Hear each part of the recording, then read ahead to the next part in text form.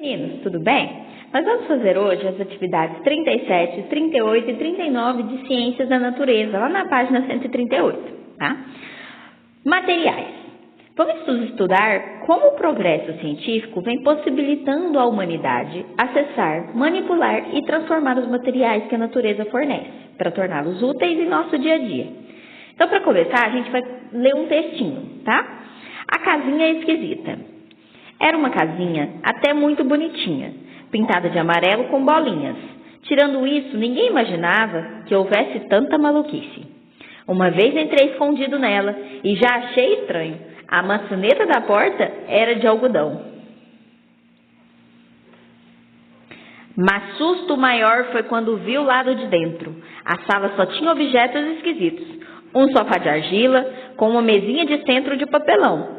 Uma mesa grande de couro e 4 cadeiras de carvão. A cozinha, então, nem se fala. Pratos de isopor e copos de madeira ficavam em cima da bancada de papel. As panelas de borracha estavam penduradas em cima do fogão de ouro. E os talheres, adivinhem, eram de cortiça.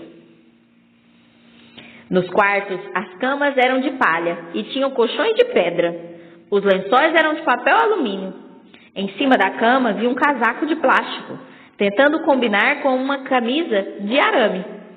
E logo embaixo tinha um par de botas de chumbo com meias de prata. E foi só isso que vi. Saí correndo antes que ficasse maluco com tanta esquisitice.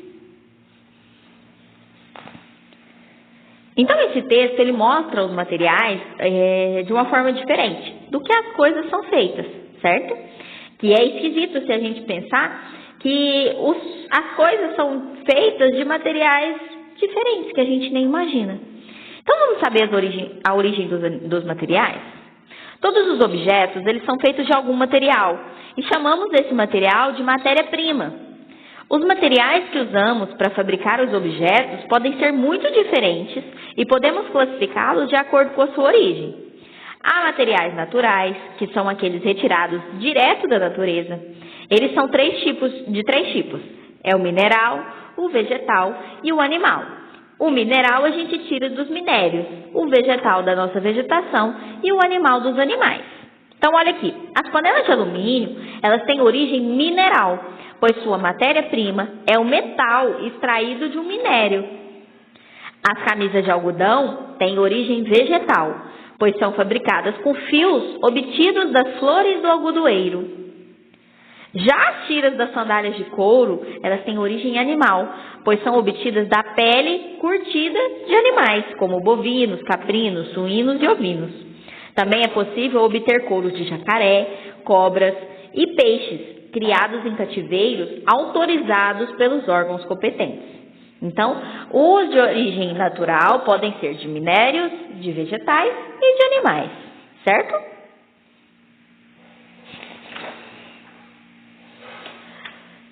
Há também os materiais sintéticos, aqueles que não são encontrados na natureza, apesar de muitos deles serem derivados de materiais naturais.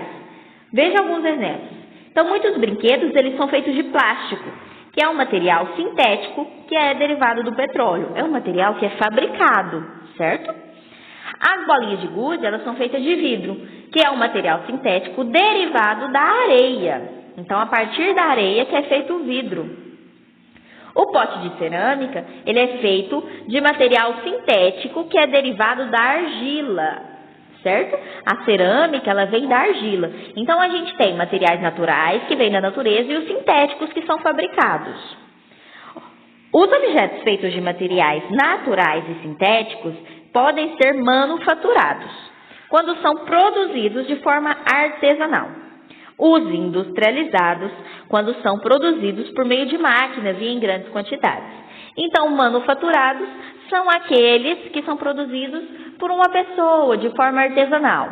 Já os industrializados são produzidos em indústrias, com máquinas em maiores quantidades, certo? Decomposição dos materiais. Esses materiais eles podem ser classificados quanto à capacidade de serem decompostos na natureza. Materiais biodegradáveis são aqueles que são decompostos por seres vivos microscópicos, como bactérias e fungos, encontrados naturalmente no ambiente. O tempo de decomposição pode variar muito entre os materiais, podendo, em alguns casos, levar décadas ou até séculos. Couro, papel, madeira e alguns tipos de tecido naturais e de metais são exemplos de materiais biodegradáveis. Os biodegradáveis, existem bactérias e fungos que conseguem degradar ele, quebrar ele em pedaços pequenos, tá? Que eles vão sumir, certo? Aí, ó, a gente tem a cortiça, a gente tem o papelão e o sabão de barra, que são considerados materiais biodegradáveis, certo? Embora os meios de comunicação divulguem frequentemente que todo material biodegradável é pouco ou nada nocivo ao ambiente, a realidade não é essa. Mesmo os materiais biodegradáveis, dependendo da sua composição, de sua quantidade e das condições ambientais em que se encontram, podem demorar muito tempo para se decompor na natureza, acumulando-se no ambiente. Ainda assim, são menos impactantes que os materiais não biodegradáveis. Então, o biodegradável tem aí os seres, as bactérias e os fungos que vão decompor eles, mas eles demoram também. Se for muita coisa, essas bactérias e fungos não vão conseguir degradar eles muito rápido, certo? Então, não é que eles não causam nenhum problema. Eles causam menores problemas do que os outros, ok? Mas eles podem sim demorar mais tempo para sumir no ambiente, para serem degradados.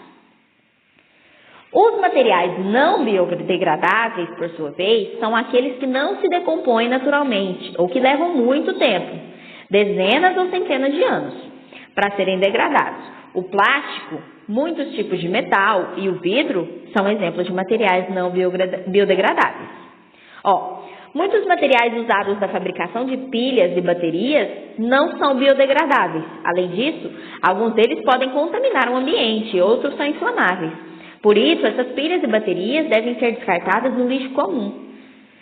E não devem ser descartadas no lixo comum, devendo ser encaminhadas para postos de recolhimento. Geralmente, as lojas de eletrônicos, elas recebem essas pilhas e baterias porque eles têm um fim melhor do que a gente. Se eu jogar no meio ambiente essas pilhas e baterias, elas podem poluir meu ambiente porque elas têm alguns compostos que são tóxicos, certo? Que são inflamáveis e não pode ser liberado no ambiente. Então, tem que ter um fim destinado para elas. Levem aí nessas lojas de eletrônicos que eles vão saber para onde mandar. As tintas usadas na pintura de edifícios, por exemplo, não são biodegradáveis. A madeira, que é um material biodegradável, leva por volta de 6 meses para ser degradado no ambiente.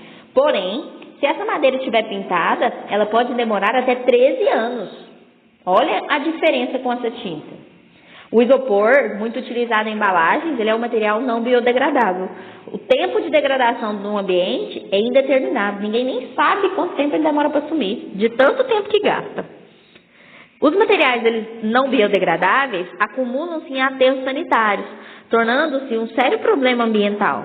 Como alternativa ao acúmulo desses materiais, alguns deles podem ser incinerados, mas isso também gera poluição. Esse incinerado é quando eu queimo esse material.